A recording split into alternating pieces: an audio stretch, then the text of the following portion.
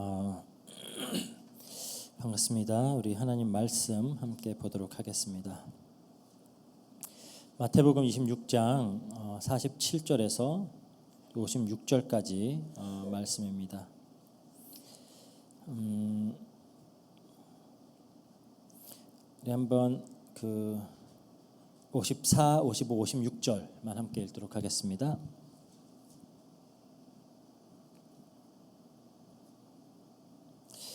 내가 만일 그렇게 하면 이런 일이 있으리라 한 성경이 어떻게 이루어지겠느냐 하시더라.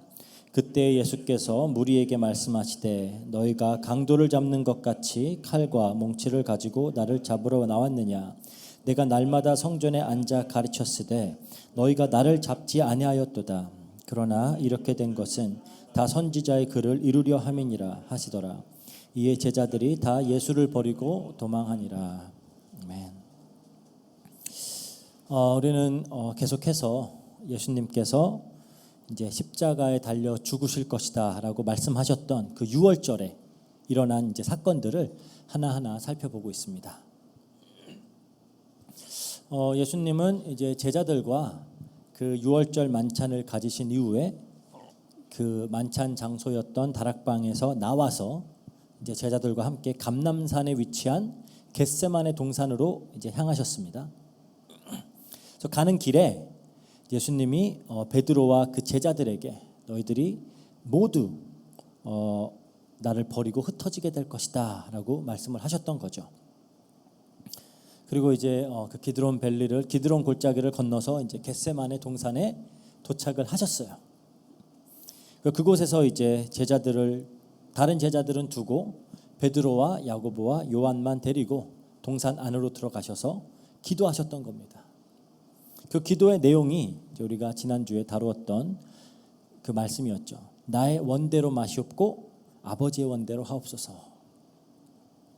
즉 그 인류 구원을 향한 그 성부 하나님의 뜻에 순종하여서 능히 십자가를 질 수 있도록 기도를 하신 거예요.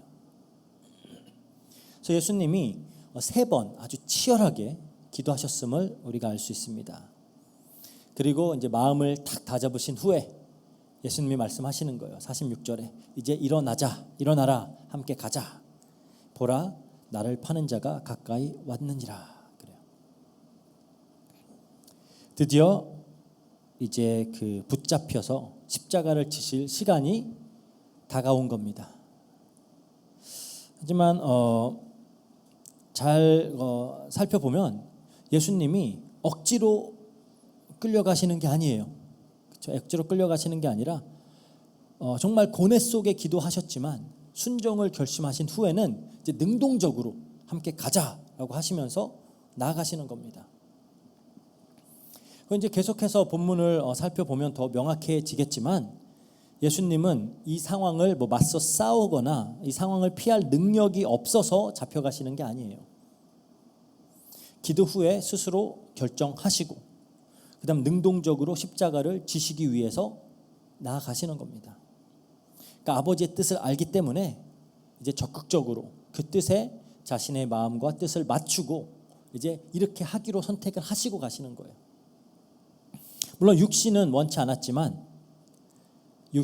원치 않는 선택이었지만 아버지의 뜻을 알고 그 뜻을 따르기로 선택하고 결정하였기 때문에 이제 이거를 행동으로 옮기고 계신 겁니다. 이 일련의 과정을 우리는 다 믿음이라고 하는 거예요. 믿음. 그러니까 지금 예수님은 자신의 죽음 앞에서 믿음이 무엇인지를 우리 성도들에게 본으로 보여주고 계시는 겁니다. 그래서 히브리서 기자가 예수님을 믿음의 주다라고 지칭을 하시는 거예요. 이렇게 믿음은 그냥 단순한 지적 동의가 아닙니다. 그냥 마음으로만 다짐하는 게 믿음이 아니에요.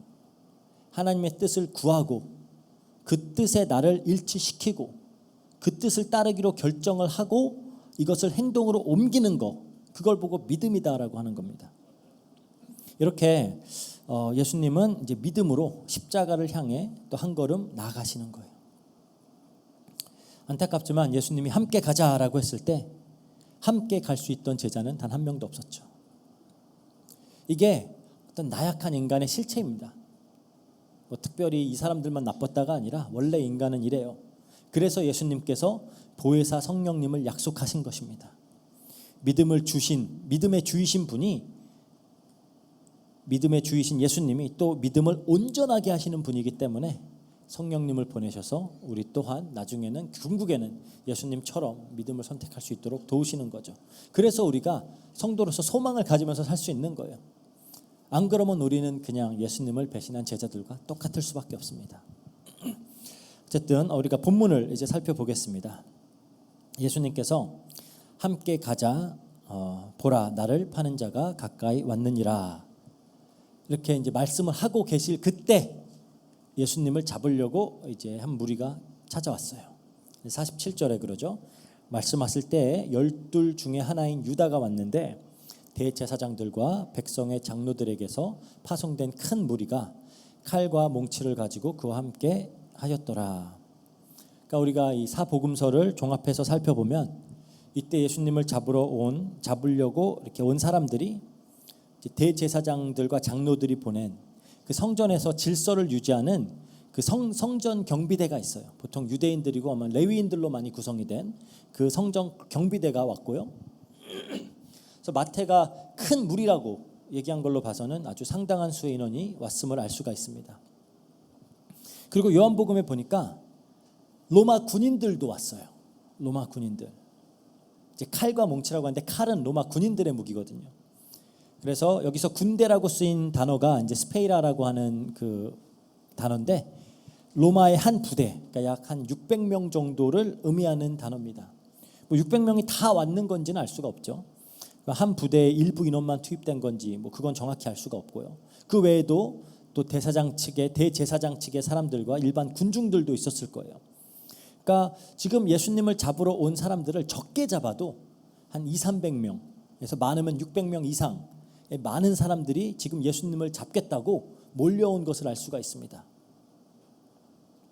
그러니까 아마 이제 예수님과 그 추종자들이 저항을 할 것이다라고 그렇게 생각을 했던 것 같아요.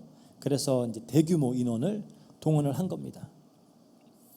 그러니까 로마 군인들까지 투입된 걸로 봐서는 아마 이제 유대 지도자들이 이미 로마 측에 얘기를 해놓은 거죠. 이 사람이 폭도다, 정치적인 그런 폭동을 일으킬 사람이다. 그러니까 바라바처럼 그렇게 해가지고 이제 고발을 했기 때문에 로마 군인들도 같이 동원이 된 거 아닌가 이렇게 볼 수가 있고요. 그래서 이제 칼과 몽둥이 다 무장을 하고 예수님을 잡으러 온 겁니다. 하지만 이제 이게 성 바뀌잖아요. 성 바뀌고 또 너무 늦은 시간이기 때문에 그렇게 대규모로 움직여도 많은 사람들의 시선을 끌진 않았을 거예요. 그러니까 딱 좋죠. 그리고 또 가롯 유다가 함께 있었기 때문에 헤매지 않고 바로 예수님의 위치를 추적할 수가 있었고요. 예수님이 겟세마네 동산 자주 가셨기 때문에 뭐 다락방 가봤다가 없으면 가고 그랬겠죠. 그래서 예수님을 좋아하고 예수님을 지지하는 사람들의 눈을 피해서 급하게 예수님을 체포하려고 어떻게 보면은 적법하지도 않고 떳떳하지도 않은 방법을 써야 됐던 거죠. 그러니까 뭐 윤리적으로, 법적으로, 절차적으로 떳떳하려면 예수님 말씀처럼 성전에서 그냥 공개적으로 가르치고 계실 때 그때 체포했으면 되는 거예요. 그러니까 지금 이 본문에서 불법을 저지르고 있는 자들은 예수님이 아니라 대제사장들과 유대 종교 지도자들입니다. 평상시에는 그렇게 무게를 잡으면서 거룩한 척, 도덕적인 척 하지만 이 자신들의 이해관계가 다 걸려버리니까 이제 수단과 방법을 가리지 않고 자신들에게 위협이 되는 그 존재를 제거하려고 하는 아주 지극히 이기적이고 그런 죄악된 모습을 지금 보여주고 있는 거예요. 그래서 예수님이 이렇게 말씀하십니다. 누가복음 24장 7절에 이르시기를 인자가 죄인의 손에 넘겨져 십자가에 못 박히고 제3일에 다시 살아나야 하리라 하셨느니라. 그러니까 죄인의 손에 넘겨지고 지금 계시는 거예요. 그리고 우리는 여기서 예수님께서 자신을 배신할 거다라고 예언했던 두 인물, 즉 가롯 유다와 베드로의 행동을 통해서 예수님을 따른다라고 하지만 진짜로는 예수님을 버리고 있는 그런 자들의 좀 이중적인 모습을 보게 되는 겁니다. 먼저 우리가 가롯 유다를 한번 살펴볼게요. 가롯 유다. 유다는 이제 예수님을 잡으러 온 그 무리들과 미리 신호를 맞췄죠. 미리 신호를 맞추고 예수님께 접근해서 예수님께 입을 맞춥니다. 늦은 밤이고 막 횃불을 이용해야 그런 좀 제한적으로 시야가 확보되는 그런 상황이기 때문에 누가 예수님인지 정확히 지목할 수가 없잖아요. 그래서 유다가 바로 보고 알고 가서 예수님께 입을 맞춘 거죠. 근데 예수님을 지목하기 위해서 택한 그 방법이 입맞춤이었다라는 게 좀 충격적이죠. 왜냐하면 당시 유대 문화에서 입맞춤이란 건 매우 친밀한 표현입니다. 매우 친밀하고 혹은 이게 존경심에 대한 표현이에요. 그러니까 이 모습 자체가 유다가 얼마나 그런 위선적인 사람인지를 보여주고 있습니다. 그런데 좀 의아해요. 왜냐하면 예수님 당시에 제자가 먼저 스승에게 다가가서 입을 맞추는 행위는 일반적인 그런 예의 범절에 어긋나는 행동이에요. 원래 또 스승과 제자 사이에는 보통 제자가 스승의 손에다가 이렇게 입을 맞춥니다. 그러니까 얼굴에 입을 맞추는 행위는 주로 어떤 친구나 뭐 형제와 같은 동등한 관계에서 이루어져요. 그러니까 예를 들어서 종들의 경우 주인들의 발에 입을 맞췄죠. 사실 성경에선 정확히 유다가 예수님 어디에 입을 맞췄다라고 기록을 하진 않고 있어요. 하지만 만약 예수님의 얼굴에 입을 맞췄다면 유다는 이미 속으로는 예수님을 스승으로도 친구로도 여기고 있지 않았다라는 걸 보여줍니다. 또 이제 흥미로운 사실이 여기 입을 맞췄다라고 쓰인 표현이 그 헬라어 카타필레오라고 하는 단어예요. 카타필레오. 이거는 그냥 단순히 입 맞췄다라는 것보다 더 반복적으로 강하게 입을 맞췄다라는 그런 표현입니다. 그러니까 같은 표현이 그 탕자를 이렇게 맞이했던 아버지가 입을 맞췄을 때 쓰였던 표현이 이 표현이에요. 그러니까 매우 친밀해 보이는 그런 모습으로 예수님께 입을 맞춘 겁니다. 그래서 아마 그 손인보다는 뺨에 예수님의 얼굴에 입을 맞추지 않았을까, 그렇게 이제 우리가 추측을 할 수가 있어요. 이렇게 겉으로 보기에는 매우 친밀한 모습이지만 이건 사실 배신의 신호였던 거죠. 그래서 랍비여 안녕하시옵니까 라는 인사말과 함께 입맞춤이라는 그 어떤 그 인사와 입맞춤이라는 행동과는 굉장히 상반된 그런 의도와 목적을 가진 매우 위선적인 모습의 유다를 우리가 이제 보고 있는 겁니다. 문제는 지금도 이 스스로를 그리스도인이라 칭하는 많은 사람들이 겉으로는 예수님께 입을 맞추고 있지만 속으로는 예수님을 배신하고 있는 경우가 많다라는 거예요. 겉으로는 예수님께 입을 맞추는 모습이에요. 하지만 속으로는 배신하고 있는 거죠. 그러니까 교회 열심히 출석해요. 헌신도 합니다. 은혜롭게 찬양하고 또 종종 입술로는 하나님 사랑합니다, 하나님 감사합니다 표현해요. 하지만 이게 정말 하나님에 대한 어떤 경외와 사랑이라기보다는 자신의 유익을 위하는 경우가 훨씬 많은 거죠. 그러니까 말로는 온갖 그런 믿음의 표현을 다 하지만 현실에서는 이제 예수님을 은 30개만도 아닌 것으로 그렇게 여기는 경우가 많다라는 거예요. 이건 이제 성경도 경고하는 바입니다. 이사야서 29장 13절에 예수님도 이걸 인용하셨죠. 이렇게 말해요. 주께서 이르시되 이 백성이 입으로는 나를 가까이하며 입술로는 나를 공경하나 그들이 마음은 내게서 멀리 떠났나니. 그러니까 주일날 교회에 와서 거룩한 말과 행동들을 해요. 예배도 열심히 드리고요. 하지만 주중의 삶을 보면 세상 사람들보다 더 불의한 방법으로 자신의 유익을 추구한다거나 더 부도덕한 그런 삶을 살고 있는 경우들도 굉장히 많죠. 그리고 사실 그런 목회자들, 목사들, 교회 지도자들 중에도 많아요. 그게 이제 문제인 거죠. 그래서 이 세상에 덕이 안 되는 경우가 굉장히 많은 겁니다. 교회에서 말씀을 들을 때는 아멘으로 화답을 하지만 삶에선 전혀 믿음을 실천하지 않고 있는 그런 경우들도 많고요. 이러한 모습들이 이제 또 목회자와 교회 지도자들에게서도 많이 나타난다라는 겁니다.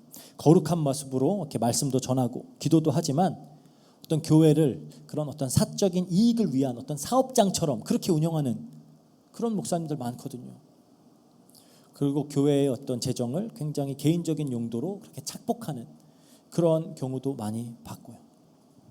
그러니까 마치 유다가 은 30에 예수님을 팔았듯이 예수님을 팔아서 돈벌이를 하는 그런 종교 지도자들이 너무너무 많아요. 예수님을 팔아서 신앙을 팔아가지고 돈 벌고 있는, 특히 막 그런 좀 정서적으로 심적으로 그렇게 불안정하고 두려워하고 막 이런 사람들을 오히려 더 이렇게 대상으로 해서 그렇게 하는 경우들도 많이 보게 되죠. 그리고 이제 마치 유다가 은 30에 예수님을 팔았듯이 예수님을 팔아서 돈벌이하고 있는 현실도 우리가 많이 보고요. 또 어떤 인기와 명예를 얻기 위해서 그냥 사람들이 듣기 좋아하는 말만 해주는 그런 뭐 기복 신앙과 불건전 신비주의 막 조장하는 그런 교회들 목회자들도 많이 있습니다. 그러니까 말은 예수님을 따른다라고 하지만 또 교계 안에서 보면은 정치, 어떤 교회 정치 권력과 돈을 따르는 목사님들도 굉장히 많이 보게 돼요. 그래서 참 교회 정치를 보고 있으면은 이게 정말로 예수님 믿는 사람들 맞나 싶을 때가 많습니다. 그러니까 이게 다 사실 겉으로는 예수님께 입 맞추고 있지만 속으로는 배신을 하고 있는 그런 모습들이 정말 여러 형태로 나타날 수 있다라는 거예요. 그냥 어떤 굉장히 형식적인 신앙생활하는 모습으로 나타나죠. 그러니까 예배 드리고 형식적으로 신앙생활은 하지만 실제 삶에서는 예수님을 전혀 따르지 않는 걸 말하는 거예요. 그래서 매일매일의 삶에서는 어떤 예수님을 닮아가는 모습도 보이지 않고요. 예수님의 본을 따르는 그런 모습도 전혀 나타나지 않는, 그걸 보고 이제 형식적인 신앙생활이다라고 하는 거죠. 주일날만 교회 가서 앉아 있는 거예요. 그리고 뭐 말로는 사랑과 용서를 말하지만 실제로는 늘 정죄하고 배척하는 그런 경우도 많고요. 섬김과 겸손을 말하지만 어떤 영적 교만에 빠져서 누구든지 판단하려고 하는, 그리고 교회에서 내가 대우받으려고 하는, 인정받으려고 애쓰는 그런 사람들도 굉장히 많이 보게 되죠.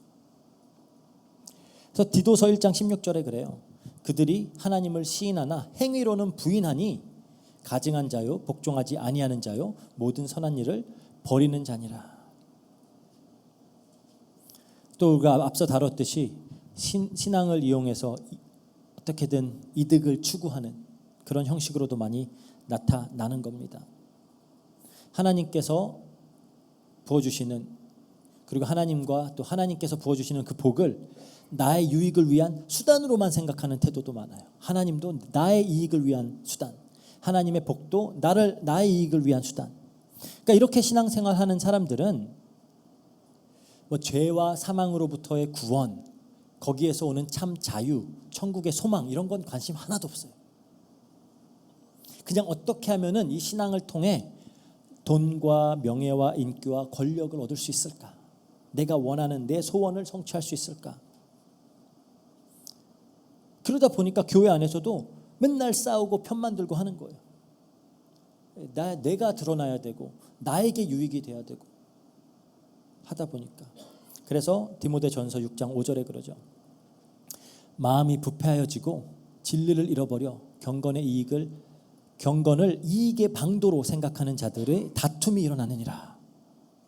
경건을 자신의 이익의 방도로 생각하는 거예요. 그런 사람들은 싸울 수밖에 없는 겁니다. 그러니까 교회 안에서 맨날 싸움이 일어나는 게 다른 게 아니에요. 교회에서 새신자들 때문에 안 싸웁니다. 다 중직자들 때문에, 목사들, 장로들 싸우고요. 더 내가 유익을 얻으려고 그러면서 싸우는 거죠. 입으로는 그렇게 신앙의 표현을 하면서. 그러니까 우리가 늘 기억해야 되는 사실이 있는 거죠. 예수님이 가장 신랄하게 비판하셨던 그 대상들은 모두 외식하는 자들이었어요. 외식하는 자. 겉과 속이 다른 사람들. 겉으로는 유다처럼 예수님께 입 맞추고 있지만 속으로는 배신하고 있는 자들. 이렇게 유다는 돌이킬 기회가 있었어요. 돌이킬 기회가 있었음에도 결국은 예수님을 배신하게 되는 겁니다. 그러니까 우리가 이런 어떤 신앙의 태도를 보이면 안 되겠죠. 그리고 또 다른 유형의 예수님을 배신하는 제자를 우리가 보게 되는데 그게 바로 베드로예요. 베드로. 우리 51절, 52절 볼게요. 예수와 함께 있던 자 중에 하나가 손을 펴 칼을 빼어 대제사장들의 종을 쳐 그 귀를 떨어뜨리니 이에 예수께서 이르시되 내 칼을 도로 칼집에 꽂으라. 칼을 가지는 자는 다 칼로 망하느니라.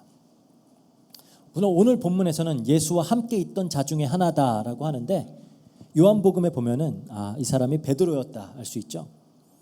베드로였고 또 귀가 떨어져 나간 그 대제사장의 종의 이름도 요한복음에는 말고라고 나옵니다. 말고. 그러니까 아마 처음부터 귀를 자르려고 노린 건 아니겠죠. 머리 쪽으로 휘둘렀겠죠. 그러다가 이제 피해가지고 귀가 아마 잘리게 된 게 아닐까. 근데 이러한 행동이 배신이 아니라 오히려 충성심에서 비롯한 행동이 아니냐라고 생각할 수 있어요. 예수님을 충성하고 사랑하니까 하는 거 아니냐. 그러니까 예수님을 지키려고 하는 행동 같잖아요. 근데 우리가 왜 베드로가 이런 행동을 하게 됐는지 우리가 이제 또 사복음서의 기록들을 종합적으로 살펴보면서 좀 참고하고 생각을 해봐야 돼요. 먼저 칼을 어디서 났을까요? 갑자기 칼. 누가복음의 기록을 보면은 예수님께서 이제 겟세마네로 가는 길에 베드로에게 네가 나를 3번 부인할 거야라고 예언하셨죠. 그리고 나서 겟세마네에서 이제 기도를 하시는데 그 사이에 그러니까 너가 나 부인할 거야 겟세마네 기도 사이에 일어난 대화가 있어요. 그게 이제 누가복음 22장 35절 38절인데 예수님이 갑자기 제자들에게 예전에는 너희들이 전대와 배낭이나 신발 없이 내보냈지. 그때 그러니까 이제 둘씩 짝지어서 전도 내보냈을 때 말하시는 거죠. 그때는 너네 아무것도 부족함이 없었던 것을 기억해라 그러는 거예요. 그런데 이제는 전대 있는 자는 전대 가지고 배낭 챙기고 검 없는 자들은 겉옷을 팔아서 검을 사라 그래요. 그러면서 범죄자 중 하나로 헤아림을 받았느니라 하는 그 이사야서 53장 12절의 말씀을 이제 내가 이룰 거다 그래요. 그러니까 내가 범죄자의 하나로서 지금 잡혀갈 거야. 그러자 제자들이 이제 검 2자루가 지금 있어요라고 말을 합니다. 저에게 지금 검 2자루가 있습니다. 그러니까 예수님이 이에 족하다 그렇게 대답을 해요. 이게 무슨 말일까요?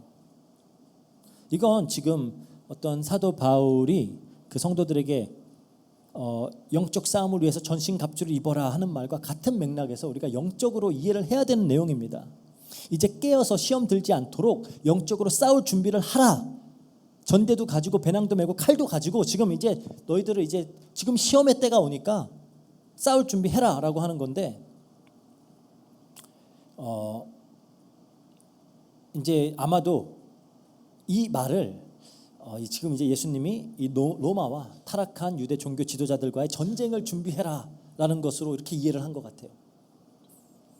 그러니까 이건 되게 바랬던 일이죠. 이들이 굉장히 바랬던 일입니다. 드디어. 그러니까 제자들은 정말 예수님의 말씀을 못 알아들어요. 정말 못 알아들어요. 예수님이 족하다라고 한 게 그럼 칼 2개면 우리가 이길 수 있는구나 이렇게 알아들은 것 같아요. 그게 아니라 됐다 그냥 진짜 못 알아먹는구나 됐어 그냥 그렇게 말씀하시는 건데 이제 우린 칼 2개를 갖고 나가서 싸우는구나. 왜 예수님 그 물고기 2개 떡 5개 이걸로도 막 5,000명 먹이고 하니까 칼 2개면 되는구나 이렇게 생각을 했던 것 같아요. 그런데 이제 요한복음의 기록을 보면 이제 예수님이 또 이제 예수님을 잡으러 온 사람들에게 물으죠. 너희가 누굴 찾느냐라고 묻죠. 그때 나사렛 예수다라고 하니까 예수님이 내가 그니라 그래요. 근데 여기서 내가 그니라라고 했던 그 말이 헬라어 에고 에이미, 그러니까 나는 스스로 있는 자다라고 하는 하나님의 이름을 예수님이 거기서 선포하신 겁니다. 그때 무슨 일이 있었어요? 하나님의 이름이 선언이 되니까 예수님을 잡으러 온 자들이 다 뒤로 넘어져 버렸어요. 그리고 나서 이제 베드로가 말고에게 칼을 휘둔 겁니다. 그러니까 이제 이 대적들과 전면전이 시작됐구나 이렇게 생각을 했던 것 같아요. 그러니까 방금 예수님 말씀 한마디에 다 나가 떨어지는 거 봤잖아요. 그러니까 내가 지금 이 칼로 휘둘러도 뭐 괜찮겠다. 그리고 또 뭐 워낙 가혈질이니까 그 성격도 또 한몫했겠죠. 그런데 이 행동에 대한 예수님의 반응에 아마 베드로는 굉장히 당황했을 거예요. 52절에 이에 예수께서 이르시되 내 칼을 도로 칼집에 꽂아라. 칼을 가지고 칼을 가지는 자는 다 칼로 망하느니라. 그러니까 예수님이 그리고는 그냥 힘없이 잡혀가는 모습에 그 예수님을 보고 베드로는 예수님을 버리고 도망가는 거예요. 그 예수님이 갑자기 잡혀가니까. 그러니까 지금 어떤 예수님의 신비한 힘과 능력을 통해서 자기가 꿈꾸던 새로운 나라를 세우고 싶었던 겁니다. 그런데 그렇게 되지 않으니까 좌절하고 도망하는 거죠. 그리고 사실 이런 태도가 또 우리 시대를, 현 시대를 살아가는 기독교인들에게 많이 나타난다라는 거예요. 예수님을 위해 싸우자라고 하지만 사실 예수님을 배신하고 있는, 그러니까 예수님을 통해서 어떤 신비한 그런 기적적인 힘과 능력을 얻어서 내가 강해지고 높이 올라가서 우리가 꿈꾸는 세상을 만들겠다라고 하는 사람들, 우리 기독교인들이 정치, 경제, 사회, 문화 영역 다 꼭대기에 올라가서 이 세상을 정복하고 이 땅에 그리스도의 계절이 임하게 해야 된다, 그렇게 말하는 사람들. 그러니까 이 세상과 어떤 비그리스도인들을 적으로 간주하고 어떻게든 이기겠다라는 거죠. 뭐 우리 옛날에 뭐 그런 3단체 얘기할 때도 맨날 우리 3단체 이겨야 된다 막 그러잖아요. 걔네를 왜 이겨요 우리가? 근데 걔네 이겨야 된다 막 이런 것처럼 뭔가, 그리고 이렇게 막 원대한 목표까지는 아니더라도 저 자신도 사실 뭐 이 세상 사람들과의 어떤 논쟁에서 이기고 우위를 점하고자 막 변증학 공부해갖고 이 사람들 말 한마디 꼼짝도 못하게 해야지 막 이래가지고 공부하고 막 그러잖아요. 그리고 우리가 이제 역사를 통해서 또 이러한 접근이 종종 굉장히 폭력적인 모습을 띠게 되고 이게 아주 많은 폐해를 남기게 된다라는 사실을 우리는 잘 알고 있죠. 뭐 십자군 전쟁, 뭐 마녀 사냥, 유럽의 종교 전쟁, 그럼 뭐 식민지 개척, 원주민 학살, 뭐 이런 거 셀 수 없어 너무나 많은 예들이 역사에 있습니다. 우리가 예수님을 위해 싸우겠다, 예수님을 지키기 위해 싸우겠다 라가면서 자기들의 유익을 구하고 있는 거죠. 솔직히 지금 어떤 현재 한국의 그런 정치 상황을 봐도 좀 그런 안타까운 마음을 좀 금할 수가 없어요. 그러니까 이 한국의 정치적인 상황 속에서 기독교인들이 매우 큰 소리를 내고 있는데, 그게 뭐 그 어떤 사상의 옳고 그름을 떠나서 정말 자신들이 꿈꾸는 국가를 이루려는 수단이 전혀 성경적이지도 복음적이지도 않는 모습들을 많이 보게 돼요. 세상 사람들 다 보는 앞에서 막 목사라는 사람들이 그런 적대 세력을 향해 도가 지나친 막 욕설과 비난을 막 일삼는 그런 모습들 보면은 좀 이렇게 눈살을 찌푸리게 되더라고요. 그리고 막 기독교인들이 앞장서서 막 폭력 행사도 서슴지 않고 그런 모습들을 보면 저들이 과연 정말 예수님을 위해서 저러고 있나? 정말로 기독교를 위해서 저러고 있는가? 라는 그런 생각들이 들게 되는 거예요. 막 우리가 기독교 정당 만들어서 세속 정치에서도 영향력을 발휘해야 된다, 그런 접근이 과연 옳은 건지 잘 모르겠어요. 분명 예수님은 내 나라는 이 세상에 속한 것이 아니다라고 했거든요. 요한복음 18장 36절에 내 나라는 이 세상에 속한 게 아니다. 마가복음 11장 29절에 또 나는 온유하고 겸손하니 나의 멍에를 메고 내게 배우라 그랬어요. 근데 온유하고 겸손한 태도가 아니잖아요. 과연 그런 강압과 폭력으로 하나님 나라가 세워질 수 있을까요? 왜 그런 영국이나 네덜란드 같은 그런 개신교 국가의 식민지였던 인도나 인도네시아나 말레이시아 그런 나라들이 전혀 복음화되지 않았을까요? 오히려 타 종교들이 득세하고 있잖아요. 왜 그렇게 됐을까요? 힘으로 접근하니까. 복음은 세상에 힘으로 전해지는 게 아니에요. 힘으로 굴복시키는 방법으로 하나님 나라는 확장되지 않습니다. 그래서 이제 굉장히 우리가 그렇게 조심해야 되는 부분이에요. 종종 선교사님들 중에서도 그런 선교지에서 어떤 경제적 지원 이런 것들을 미끼로 막 개종을 강요하고 막 그런 모습들도 보게 되죠. 막. 근데 그게 과연 진짜 구원이고 진짜 회심일까요? 과연 진짜 회심과 구원이 그런 식으로 이루어질까요? 그러니까 아무리 목적이 선하다라고 해도 모든 수단이 정당화되는 건 아니에요. 목적이 선하다면 그 목적을 이루는 수단도 선해야 되겠죠. 그래서 예수님은 칼을 뽑아서 예수님을 지키겠다라는 베드로의 행동을 허용하지 않으시는 겁니다. 내 나라는 그렇게 세워지는 거 아니다라는 거예요. 근데 지금도 그렇게 하려고 하는 사람들이 있다라는 게 너무 안타까운 거죠. 물론 뭐 이제 이 부분을 어떻게 적용해 나가느냐의 부분은 또 굉장히 깊은 논의가 있어야 되겠죠. 뭐 그럼 우리는 스스로 보호도 하지 말아야 되는 거냐, 막 그런 이제 이야기들이 나올 수가 있어요. 뭐 그런 얘기는 아닌데 그건 뭐 오늘 할 얘기는 아니고요. 어쨌든 그래서 이렇게 예수님은 지금 예수님의 최측근에서 3년을 넘게 한 제자들이 예수님을 통해서 얻고자 혹은 이루고자 했던 자신들의 목적이 달성되지 않으니까 예수님을 떠나버리는 겁니다. 물론 뭐 갑자기 막 무장을 하고 우르르 사람들이 몰려오니까 겁도 먹었겠죠. 근데 예수님은 차분하세요. 오히려 예수님은 차분하시고 지금까지 그렇게 고뇌하면서 막 슬퍼하셨던 분이 맞나 싶을 정도로 겟세마네에서 기도할 땐 너무 힘들어하셨잖아요. 근데 과연 그런 분이 맞나 싶을 정도로 차분하게 어떤 뚜렷한 목적 의식을 가지고 지금 처한 상황에 이제 대처해 나가시는 겁니다.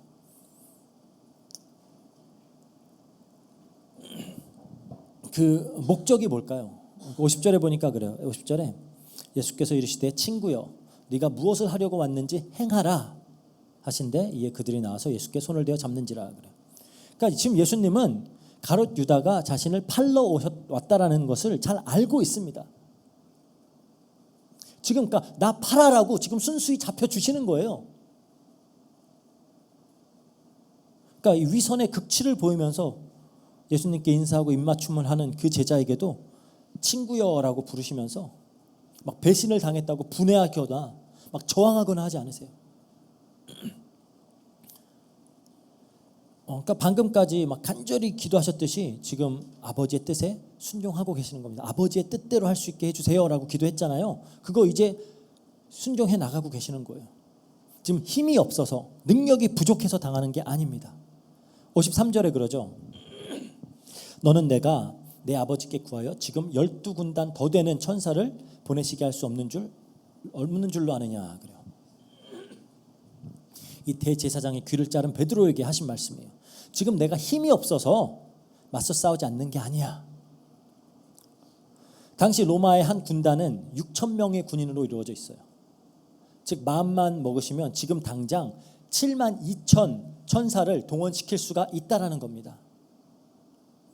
히스기야 왕 때 천사 하나가 하룻밤 사이에 18만 5천 명의 아수르 군사들을 전멸시켰던 사건이 있잖아요. 천사 하나가 지금 7만 2천 천사를 동원할 수 있다는 거예요. 그러니까 예수님 말씀 한마디면 로마 제국 단순의 잿더미로 만들 수 있다는 겁니다. 그럼에도 당해주시는 이유가 뭔가요? 54절 내가 만일 그렇게 하면 그런 일이 있으리라 한 성경을 어떻게 이루어지겠느냐. 즉 구약 성경 전체를 통해서 아버지 하나님께서 당신의 백성들에게 약속하셨던 그 구원을 이루시기 위해서 지금 이렇게 당하고 계신다라는 거예요. 지금 자신을 잡으려 하던 무리들에게 예수님이 같은 말씀을 하십니다. 56절에 그러나 이렇게 된 것은 다 선지자들의 글을 이루려 함이니라 하시더니 제자들이 다 예수를 버리고 도망하니라.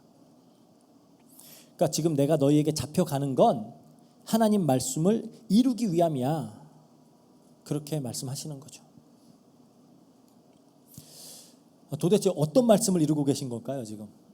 뭐 여러 개 있죠. 이제 스가랴서 11장 12절 13절에 내가 그들에게 이르되 너희가 좋게 여기거든 내 품값을 내게 주고 그렇지 아니하거든 그만두라 하니 이에 곧 은 30개를 달아 내 품값을 삼은지라. 예수께서 내게 이르시되 그들이 나를 해하려 매긴 바 그 싹을 토기장에게 던지라. 지금 이 예언처럼 예수님은 정확히 은 30에 팔려가고 계신 거예요. 그리고 또 이제 그러니까 이 스가랴 예언이 지금 정확하게 성취가 되고 있는 거죠. 스가랴서 13장 7절 만군의 여호와가 말하노라 칼아 깨어서 내 목자 곧 내 짝된 자를 치라. 목자를 치면 양들이 흩어지려니와. 지금 이 말씀도 지금 예수님이 지금 침을 당하는 거잖아요. 예수님이 탁 당하니까 제자들이 모두 흩어지고 있습니다. 이건 이미 예수님께서 제자들에게 인용해서 하셨던 말씀이죠. 그러니까 이 예언 역시 지금 이 순간에 지금 성취가 되고 있는 거고요. 또 누가복음에 이제 기록됐던 베드로에게 말씀하셨던 아까 범죄자 중 하나로 헤아림을 받을 것이다. 지금 범죄자처럼 지금 이제 잡혀가고 있는 거고요. 이 외에도 수많은 구약의 예언들이 이 하루 안에 문자 그대로 다 성취가 될 거예요. 그건 이제 우리가 하나하나 다루게 되겠죠. 즉 지금 예수님이 겪고 계시는 사건 하나하나는 하나님께서 인류 구원을 위해서 써놓으신 그 각본 그대로 진행이 되고 있는 겁니다. 그리고 예수님은 자신의 의지와 자신의 선택으로 그 하나님의 각본에 맞춰서 움직이고 계시는 거예요. 그 각본이 예수님의 인류 구원을 향한 그 그림이 그 각본이 구약 성경을 통해서 부분적으로 계시가 된 거예요. 그거 하나하나를 지금 다 성취하고 계시는 겁니다. 그게 말로 다 표현할 수 없는 그런 육신적 고통과 어떤 인류 역사 일의 모든 인간의 죄를 다 뒤집어 써야 하는 그런 심적 고통과 억울함과 온전히 하나이신 그 하나님과 단절되는 슬픔이라도 그게 그렇게 될 것임을 누구보다도 잘 알고 계시면서 그 길로 지금 자신의 발걸음을 옮겨가고 계시는 거예요.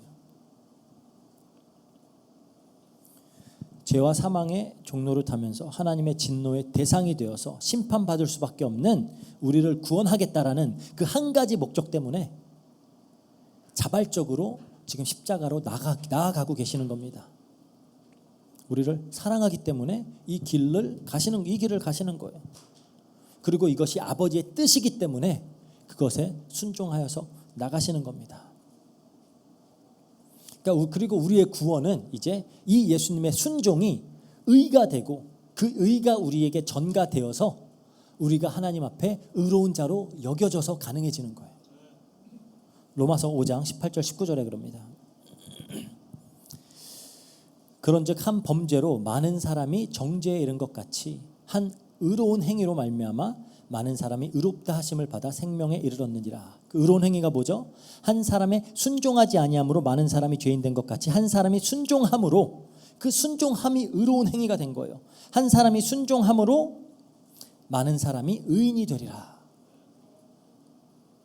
그러니까 예수님께서 믿음으로 지금 십자가를 향해 당신의 발걸음을 내디디셨기 때문에 우리는 의롭다함을 얻어서 의롭다 여김을 받아서 구원을 받게 되는 겁니다.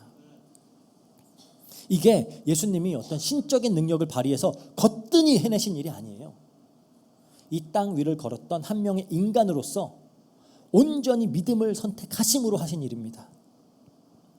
그리고 이제 우리는 앞으로 꽤 오랜 기간 동안 이 십자가로 향하시는 그리고 그 십자가에 달리시는 예수님에 대해서 살펴보고 그 믿음을 보게 될 거예요.